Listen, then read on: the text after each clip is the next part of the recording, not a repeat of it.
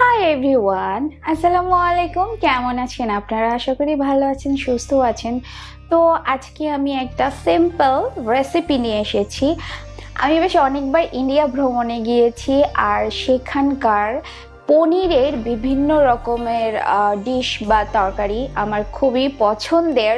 যদিও বাংলাদেশে পনির খুব একটা সবাই পছন্দ করেন কিনা জানি না, খুব একটা রান্না হয় না বলতে গেলে। তো আজকে আমি প্রথম পনিরের একটা ডিশ রান্না করব, তো ভাবলাম আপনাদের সাথে শেয়ার করি। আগেই বলে রাখি, আমি কোনো পাকা রাঁধুনি না বা রন্ধন শিল্পী না। আমি জাস্ট সিম্পলভাবে নিজের মতো করে কোনো কিছু রান্না করি। তো আজকে আমি মশালা পনির রান্না করব, আর রেসিপিটা আপনাদের সাথে শেয়ার করব। তো রান্না বান্না শুরুর আগে বলবো যে যারা এখন পর্যন্ত এই চ্যানেলটি সাবস্ক্রাইব করেনি তারা প্লিজ প্লিজ প্লিজ সাবস্ক্রাইব করে দিবেন আর বেল বাটনে ক্লিক করে দিবেন। ওকে, তো এখানে আমি রান্নার জন্য 500 গ্রাম মতো পনির নিয়েছি। পনিরটা এভাবে 4 কোনা করে করে কাটাই ছিল, তাই আমার আলাদা করে আর কাটতে হয়নি। এরপর পনিরগুলো একটা পাত্রে আমি উঠিয়ে নিচ্ছি। এরপরে আমি হাফ চা চামচ মরিচের গুঁড়ো, হাফ চা চামচ হলুদ গুঁড়ো, হাফ চা চামচ লবণ ভালো মতো একসাথে মিক্স করে এটি পনিরের মধ্যে ঢেলে দিচ্ছি, আর পনিরটা ভালো মতো এই মশলাটার সাথে মাখিয়ে নিচ্ছি।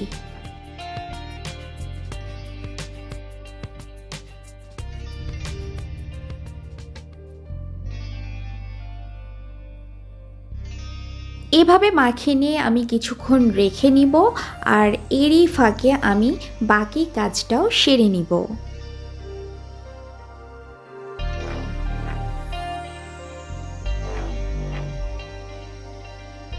এবার এখানে আমি 4টা মতো টমেটো নিয়েছি। টমেটো 3টা নিলেও হয় কিংবা 2টা নিলেও হয়। 3টা মতো পেঁয়াজ নিয়েছি, 5-6টা মতো আমি রসুনের কোয়া নিয়েছি, আর 1 ইঞ্চি মতো আদা নিয়েছি। এবার টমেটোকে আমি কেটে নিব, আর কেটে ভালো মতো মিক্সিতে আমি ব্লেন্ড করে নিব। এবার আমি পেঁয়াজ, রসুন, আদা এগুলো একসাথে ভর্তা বানিয়ে নিব বা ব্লেন্ড করে ফেলবো। এই যে পেঁয়াজ, আদা, রসুন, টমেটো এগুলোকে আপনারা চাইলে গ্রেটারেও গ্রেট করতে পারেন।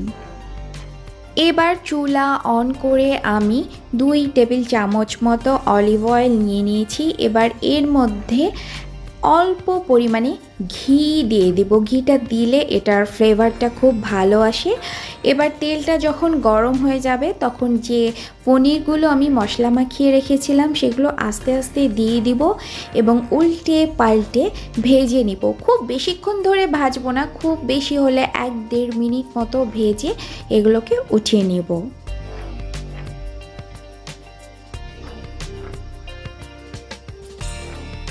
আমার মোটামুটি ভাজা হয়ে গিয়েছে। এগুলো যদি বেশিক্ষণ ধরে ভাজা হয় তাহলে কিন্তু শক্ত হয়ে যায় আর খেতে খুব একটা মজা হয় না, তাই খুব তাড়াতাড়ি ভেজে ফেলতে হবে। এবার আমি এগুলোকে উঠিয়ে নিচ্ছি, আর বাকি যে তেলটা আছে এটা আমি পরে আবার ইউজ করব। এবার 2টা তেজপাতা, 2 টুকরো দারুচিনি, 2-3টে এলাচ, 2-3টে লং আমি আর একটা শুকনা মরিচ আমি সেই তেলের মধ্যে দিয়ে দিব আর ভালো মতো ভেজে নিব। এবার যে পেঁয়াজ ভর্তা করে রেখেছিলাম সেটা আমি এর মধ্যে ঢেলে দিব। কিছুক্ষণ ভেজে নেওয়ার পরে আমি এর মধ্যে 2 টেবিল চামচ মতো বেসন দিয়ে দিব।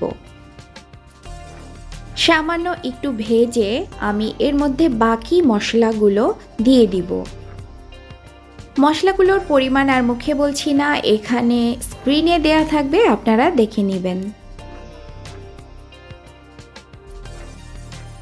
এবার ভালো মতো এটাকে কষাতে থাকবো। এই রান্নার একটা বিশেষত্ব হলো এই গ্রেভিটা, এটা যতটা মনোযোগ দিয়ে করা হবে তত খাবারটা টেস্টি হবে। এবার যে টমেটো আমি ব্লেন্ড করে রেখেছিলাম সেইটা এর মধ্যে ঢেলে দিব এবং আবারও নাড়তে থাকবো। এই সময় চুলার আঁচটা মিডিয়াম ফ্লেমে থাকবে।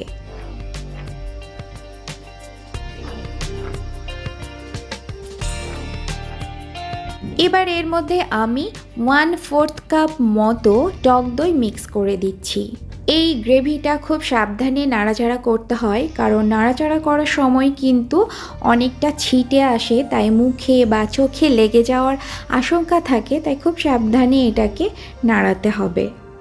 এবার এর মধ্যে আমি অল্প একটু পানি দিয়ে দিচ্ছি এবং আবার নাড়াতে থাকবো।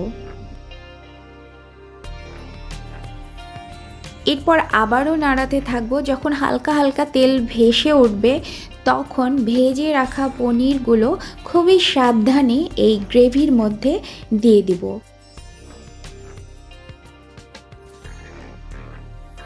এটাকে সামান্য নাড়াচাড়া করে আমি ঢাকনা দিয়ে ঢেকে দিব এবং খুব অল্প সময় মানে 4 থেকে 5 মিনিট মতো রেখে দিব।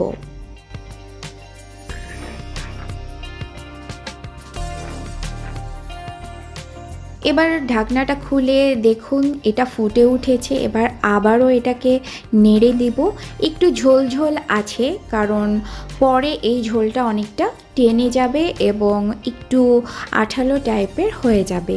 এরপর এর মধ্যে আমি একটু ধনেপাতা ছিটিয়ে দিচ্ছি, তারপর ঢেকে রাখবো।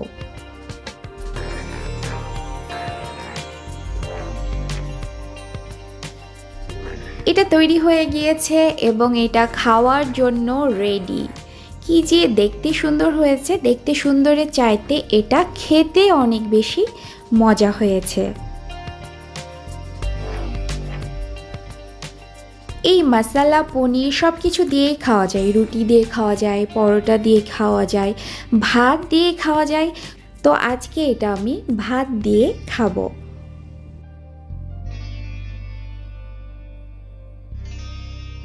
এই পনিরকে কটেজ চিজও বলা হয়ে থাকে। পনিরে রয়েছে প্রোটিন। 100 গ্রাম পনিরের মধ্যে থাকে 11 গ্রাম প্রোটিন। এছাড়া আয়রন, ক্যালসিয়াম এবং ম্যাগনেসিয়াম সমৃদ্ধ পনির আমিষ খাবারের বিকল্প হিসেবে বহুদিন ধরেই জায়গা করে নিয়েছে ডায়েট চার্টে। পনির হাড় এবং দাঁত মজবুত করে। নিয়মিত পনির খেলে ক্যালসিয়ামের ঘাটতি পূরণ হয়, দাঁত এবং হাড়ের গঠন মজবুত হয়। বিশেষজ্ঞদের মতে শরীরে দৈনন্দিন চাহিদার 8% ক্যালসিয়াম পনির থেকেই পূরণ হতে পারে। বর্তমানে পনিরের এই খাবার আমার আর বেবি সানাসের খুবই পছন্দের।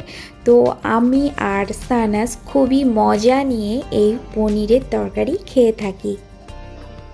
পনির একটি লো কার্ব এবং হাই প্রোটিনযুক্ত খাবার, যা পরিমিত খেলে আপনার ওজন কমাতেও সাহায্য করতে পারে।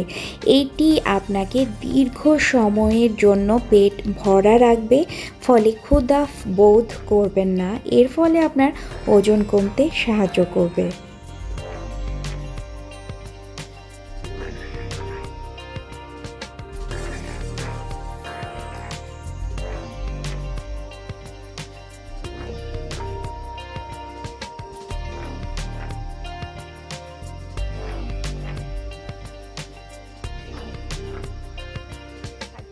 আশা করি এই রেসিপিটা আপনাদের ভালো লেগেছে। আর আপনারা যদি আমার দেখানো এই রেসিপি ফলো করে রান্না করেন মশালা পনির, অবশ্যই আমাকে কমেন্ট করে জানাবেন। আর পনির আমাদের জন্য খুবই হেলদি খাবার, বিশেষ করে যারা ভেজিটেরিয়ান তাদের জন্য এটা খুবই মজার বা উপাদেয় খাবার। তো ভিডিওতে একটা লাইক করে দিবেন, শেয়ার করে দিবেন। তো আজকের মতো এখানে শেষ করছি। ভালো থাকবেন, সুস্থ থাকবেন। আল্লাহ হাফিজ।